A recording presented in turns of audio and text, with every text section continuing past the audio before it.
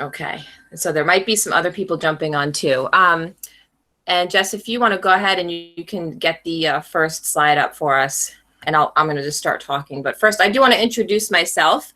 I am Nancy Rhodes, the coordinator for the Resource Center. And I'm so happy to see so many of us here today. Thank you so much for joining us on this, well, relatively sunny Wednesday afternoon. Can everybody see that? Okay, perfect. All right. So the purpose of our camp chat today is to kind of go over Camp Summit remote learning a little bit, and then to answer any questions that we can for you, as this is a new venture for so many of us. To start off, just a little bit about the Summit School. We were founded more than 30 years ago. We are located in Edgewater, Maryland, and we serve students grades 1 through 8 with dyslexia and other learning differences. And you can see some fun facts about us there on that slide. Okay, so the summer slide, you know, really, as we know at Summit, and truly do believe is a very real thing. So this is the tendency for students to forget what they have learned in school during the summer, over those long summer months. And really, research is coming out now. I have research here from May 12th, as recent as May 12th, from the Northwest Evaluation Association, showing that 30% of literacy and up to 50% of math gains could be lost this summer due to COVID-19. So, and that perhaps might be even greater for a student who is already struggling in school. So now, perhaps more than ever, you know, having some kind of consistency, some kind of academics over the summer months is even more important.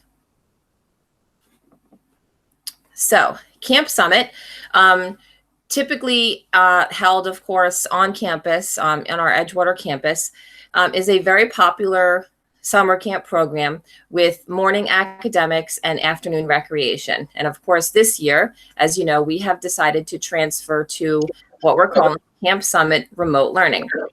So here are the details of Camp Summit Remote Learning.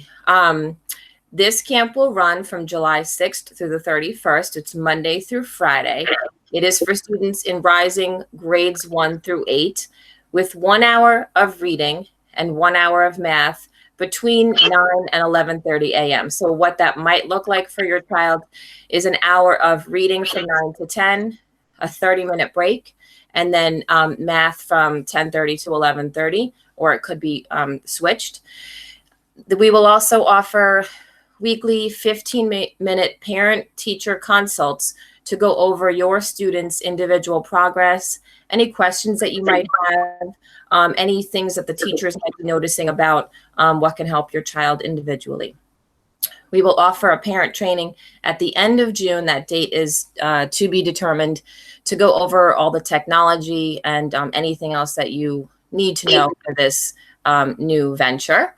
And then we also will be doing progress reports for students who are present 16 of the 20 classes. So attendance is of course, very important, and consistency for our students. The cost is $850 for non-Summit students and $700 for current Summit students. So a little bit more about the academics of the program. The classes will be small to allow for a lot of engaging activities. So we're looking at class sizes of 2 to 5 students. And the classes will be structured based on a student's grade and ability level. We will be holding placement screenings at probably the middle to the end of June, either remotely or in person, depending upon the state of things at that time. And those will allow us to get a little bit better information about where your child is grade level equivalency in reading and math. The lessons are engaging, live, interactive, with a teacher actually teaching the skills, going through the skills with the students for that hour. We use Google Classroom and Google Meet for our platforms, and then other Google apps such as Docs, Slides, and Sheets to allow for the lessons. And then other apps that some of our teachers have found to be very engaging and successful are Kahoot and Flippity. I'm sorry, oops, Flippity. Just admitting someone here. And I was remiss in introducing Pam Walker and Leslie Eggett at the beginning of this call, but I'm going to have Pam Walker jump on now to unmute herself and tell a little bit more about the language arts and math through the camp. Sure. Hi, everyone. I'm Pam, and it's nice to see everyone here. So we are excited about this opportunity to move our camp in a remote learning situation. We've been fairly successful. We believe we've been actually very successful in our remote learning, and we've learned a lot. What we have learned is that, you know, organization is going to be key. So we're moving a lot of what we're doing with our regular school to online. So it's going to begin with the parents receiving an email the night before. And we use a very standard way of presenting this email so that you find, you know, the class code, all the information, any materials that you might have to print out or prepare the night before. You'll receive all that information the night before the class. And then the class will be for a full hour, depending on the age of the student. So for little guys, they really can't attend to a task much longer than 10 or 15 minutes. So the activities will be broken down age appropriately. For the little guys in different segments, they might have some brain breaks in between or some activities that they can complete and then come back to live instruction. The older students who are able to stay, you know, in a remote learning environment for a full hour, they only have one break. So the language arts will really focus, you know, hands-on live session, going over phonemic awareness skills, which is like, you know, phonics with your ears. If you know, shut your eyes, it's, you know, hearing sounds and manipulating sounds. And the teachers have found a way to interact with students in that way, where if they're doing phonemic awareness activities, the children can hop. So if the teacher is working with 3 different sounds, she can ask the students to hop or clap every time they hear, you know, a different sound, so that they can segment and they can blend sounds, or segment and isolate sounds and manipulate sounds. Then there's the phonics and the decoding and the spelling piece. Our teachers have been, you know, great at sharing their screens with the students, using slides to engage students with interactive activities, so that if they're working on a certain sound concept, they can do a drag and drop activity, or we've even been playing bingo with the students and concentration, so that the students and the teachers sharing the screen and the students have their, you know, play card, and it's been very interactive, and the teachers have been able to play with students in that way. So it's very game based. That's pretty much what the language arts will look like. For math, we teach conceptually, building on number sense and fluency, and building the students' flexibility. So it's always going to start with something that they know, so that they feel that level of success.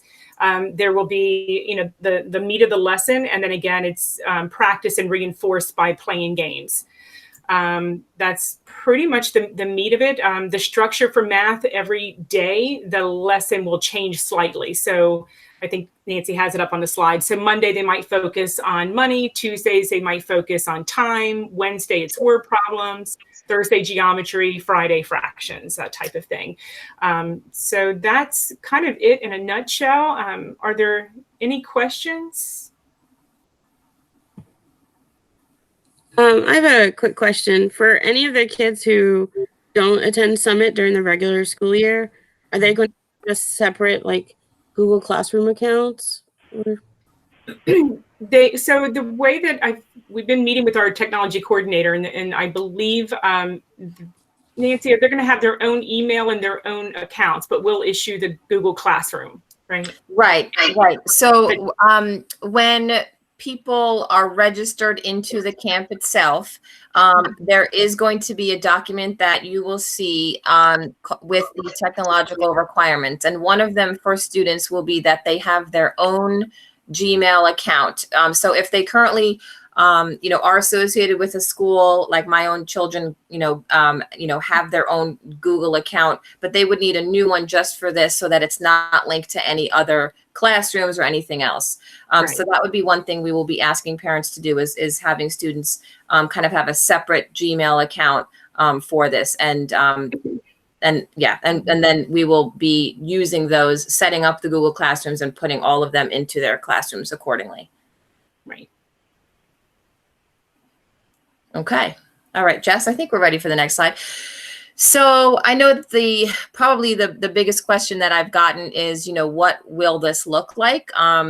So we just have a few examples of some of the more interactive nature of what our current Summit teachers are doing. So you can see, for example, here, the students are playing a multiplication game, very, very interactive and hands-on.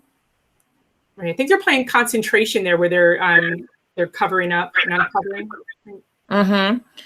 And then here is another math game as well, the Clumsy Thief. I don't know if you know a lot about this one, Pam, or not, but.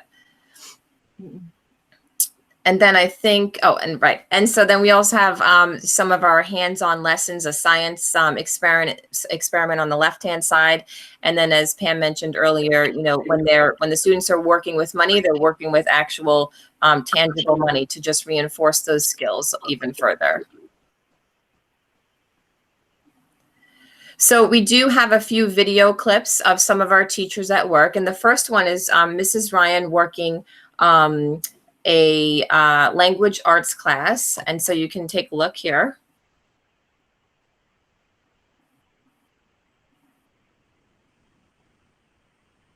Throw me a bone, right?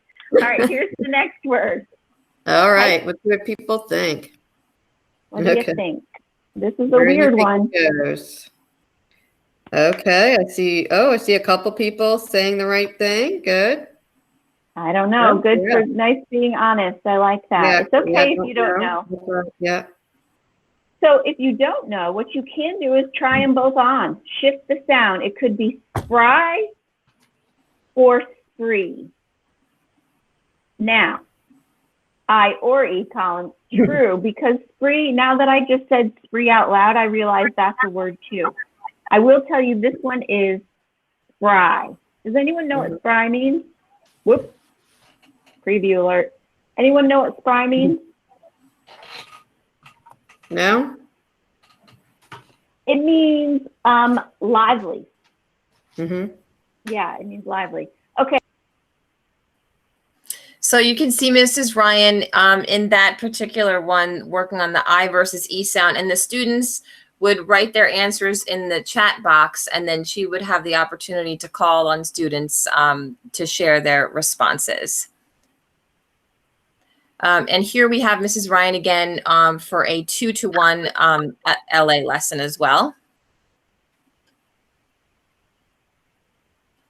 So they would be one sound, underline. Okay, now here's what I want you to notice. As soon as Cal's done. Notice where the vowel sound is in each of the categories. What do you notice where it is? Is it in the beginning, middle, end? End. Which one? For the AY. Yeah. So the AY is a pattern we normally see at the end. So when you're spelling and you hear the A at the end in like spray, I want you to think AY. Because AY is usually at the end, unless it's like a compound word like spray bottle, then of course it'd be in the middle because it's two words together. And the AI, it's normally in the middle. Yes. Cal, do you see? Hold on a minute. Cal, do you see that? Yeah. Okay, so green, you have to have that thing. You have to have that word, both of those words to make the gr sound. Yes. You need the GR together. You're right. So you can see in that example that the student had received those words and cut them out and was able to kind of, divide them up into the different vowel sounds.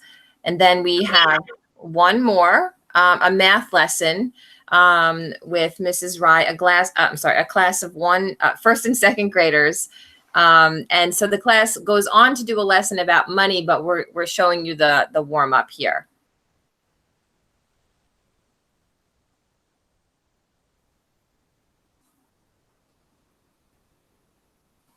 I can't see Connor.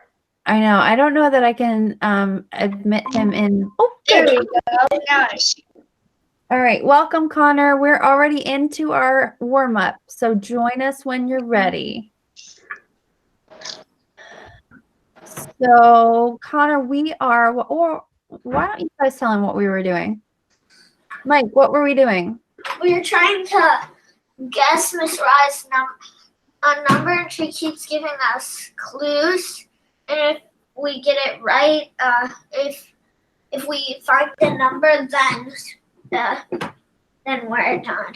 And then All right, cool. with that. You got it, Connor? Mm-hmm. Okay, Yeah. good.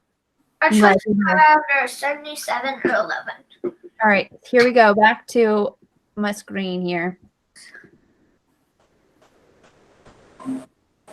Okay, so we know that my number is odd, and we know that my number is a 2-digit number. So these are the choices that we have left. Here's our next clue. Mike thinks he already knows.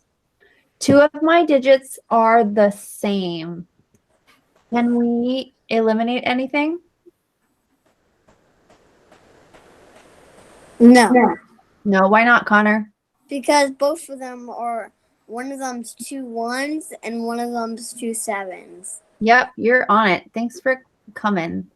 Ooh. Here we go. Here's your last clue. Oh, My number is greater than 60 and less than 85. Oh, I know the answer now. Mike, what is it? 77. Is that what you guessed in the beginning, or did you have to change your mind? That's what I guessed in the beginning. They're so sweet. I love those spinny chairs. So I hope that gives you a little bit of insight as to what our teachers' lessons currently look like. And we do have more great examples coming to our inboxes every day. We hope to be able to share them as well. So if anyone needs any more examples, we're happy to share. In addition to Camp Summit in July, we also offer what we call specialty camps in the month of August. Currently, we have not yet decided if these are going to be held remotely or in person. But these are the offerings: Executive Function Camp and Empower Camp, and these are for Rising 5 through 7 and Rising 8 through 10. And so I'm happy to share, details as we decide about the format of those as well. So the application process for Camp Summit, I will share the URL to register. But once it is a 2-step registration process. So the first step is the application, $100 application fee, which goes towards the total cost of camp. And then we just require some additional paperwork, educator questionnaire, a psychoeducational evaluation if you have one, and a recent report card, anything that we can really use to give to our camp staff so that they can learn how best to help your child throughout the summer, and build that file a little bit. And so, as I mentioned earlier, the placement screenings will be held in mid to late June, depending upon what we are able to do at that time. And those will determine the classes for your child. And so you will get all of that information pushed out to you through the Camp Doc website as well. And just other services that we offer through the Resource Center, of course, testing and consults, benchmark testing that happens throughout the school year to monitor progress for students. We also have individual tutoring, which we are currently offering virtually to families, and summer tutoring is also an option. And of course, the summer camps, and we offer workshops on topical seminars and professional development as well. And I think that might be it. So for any questions that you might have, please feel free. You can either type them in the chat box, or you can certainly unmute yourself and ask questions. Of course, I want to thank Jess for being my technological guru. I appreciate you. So are there any questions that we can answer for you while we are all here together about specifics about the camp?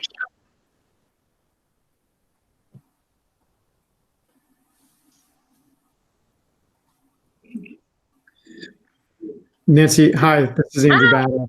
How are you? Good, how are you? I'm good. Good to see you. Good to see you as well. Thanks for holding this tonight. And as you know, we have two very young children that would be rising first and rising second graders. You mentioned in terms of getting to know them and what would be appropriate for them, you would do the evaluations. You would look at their report cards, which aren't too stringent, but can always help. But they're all such different children. And if they're and the small class size is certainly very helpful. But if they're in a class and they're coming from different starting points, could you tell me just how the teachers would work with children who are coming from different starting points?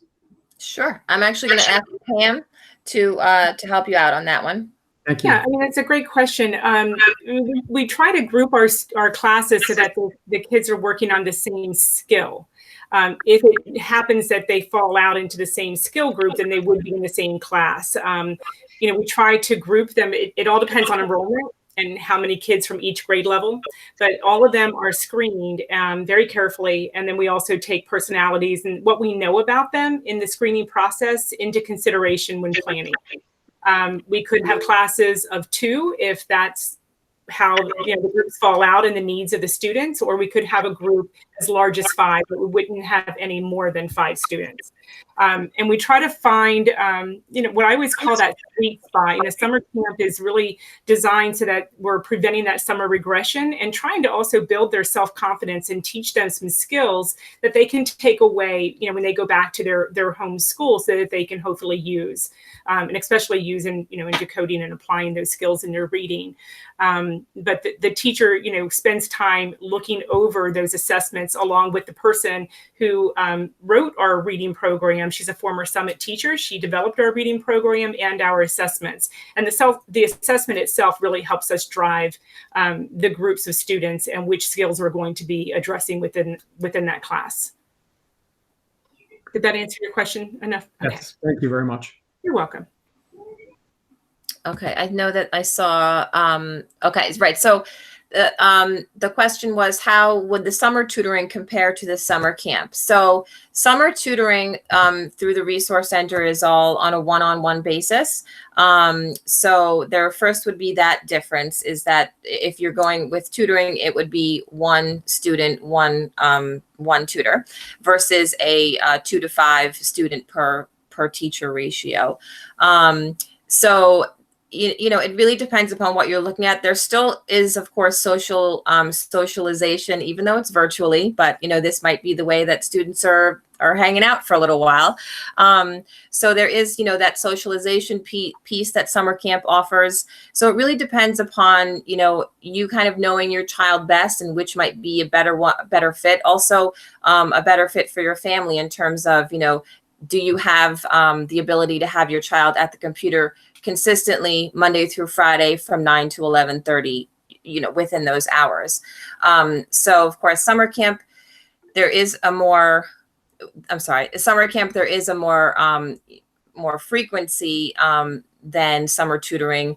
But, it really just depends upon knowing your child and what might be the better fit for them and your family, because tutoring can also happen in the evening or on weekends. So tutoring has a little bit more flexibility in that regard. Okay, sorry. I know I saw another question come through. So Pam, I'm going to ask you or Leslie, so the level of parent involvement during class time and the preferred amount of parent involvement, that's another good question. And did one of you you can kind of share what we're experiencing? Right. So I mean, with the little guys, they're definitely a lot less independent than our older students are. You know, older students can, print out materials and then can prepare them and, read and get ready for the day. We find it very helpful. In our current situation, our teachers send out an email the evening before along with a video that explains to you what the activities are going to look like, what materials you need to prepare. So with the little guys, you might have to help your student prepare the materials and just have them set up. Hopefully your student can turn on the computer and get set up, but if not, help them get online. But after that, we really don't want your interference. The student does need to be able to attend behaviorally. They need to be able to regulate themselves enough so that they can engage, in the instruction. If you need to intervene to help with that, behavior regulation, then your child, you know what your child can do, then we might need your assistance with that. But for the most part, we really want the student to work independently because we want to know what the student can do without your support, so that we know how to teach them. Okay, we're used to being very hands-on, so we just wanted to engage. Yeah, I think it's healthy if we're around if they need assistance. I think that's always healthy. And of course, we for safety, we really want an adult nearby. We don't want students like in a bedroom by themselves with the door closed, working. We do want them somewhere around where there is an adult. Okay. Yeah, just the current, she's currently doing her remote stuff with her current school. And it takes a lot of, there's a lot that's involved with it, and it's regular private school. It's nothing special about it. But it does take a lot for us to make sure that she's just staying focused and continuing to do what she needs to do. That's all. Just want to make sure we're on the same page. Absolutely. How old is she? What grade? 9 years old and going into 4th grade. Okay. Excellent. Thank you. Right. I just wanted to, I have kids that are doing remote learning from their school too. So it'll be a little bit different if you're used to what the public school is doing, because the kids won't be working independently and needing support that way. The teacher will be with them the whole time. So don't feel like you need to be going through the material and learning it yourself to teach them what the expectations are, but the teacher will be there doing all of that. Yes, and just to piggyback off of what Leslie just mentioned too, I know that for what my own children, I have a 1st grader and a 4th grader are experiencing with their remote learning. There's a lot of like toggling back and forth. So my son is 7 and he's expected to be in one platform and then go to another one, click on a link, watch a video, then go to a third one and upload a document. And he, it's really hard for him. So we minimize that. And, they're with their teacher, they're interacting, and it's not like, okay, go on your own, because, he finds so many other things that are way more interesting.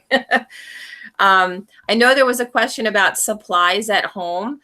And please, Pam and Leslie, correct me if I'm wrong, but Erica asks, is it safe to assume that all the materials are things we would already have at home? And I would say absolutely. Yeah.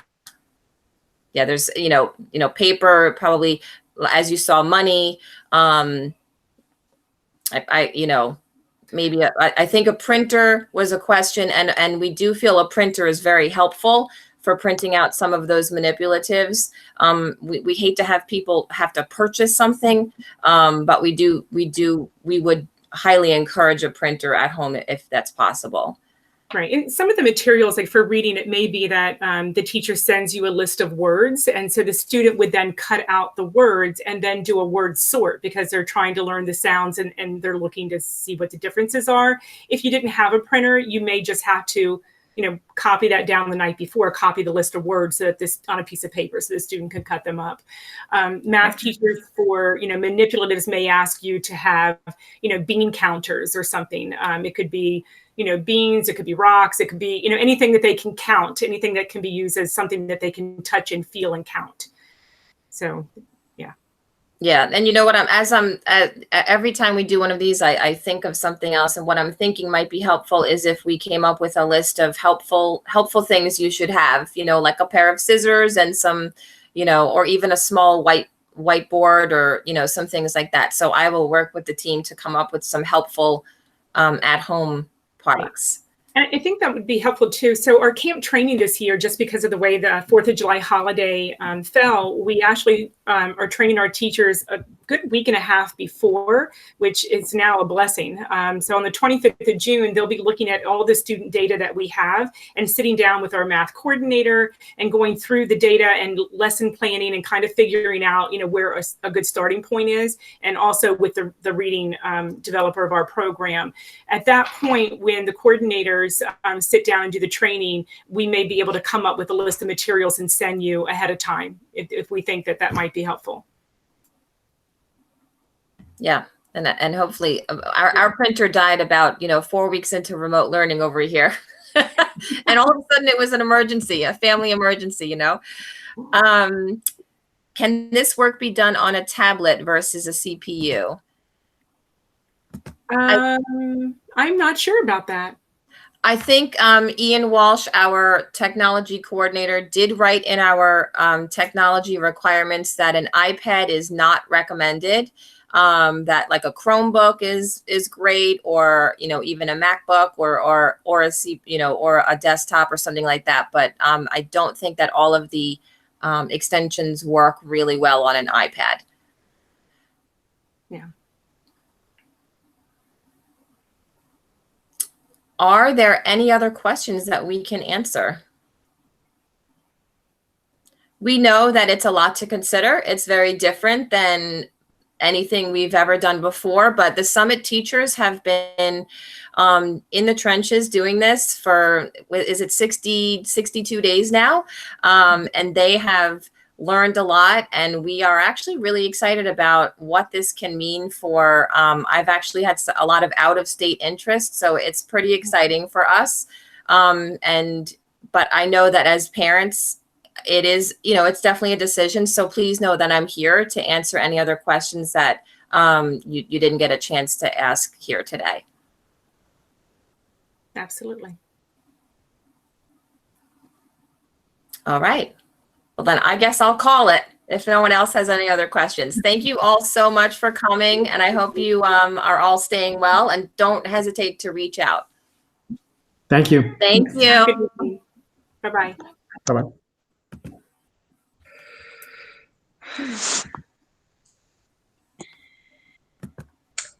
Who wants to hop on to PE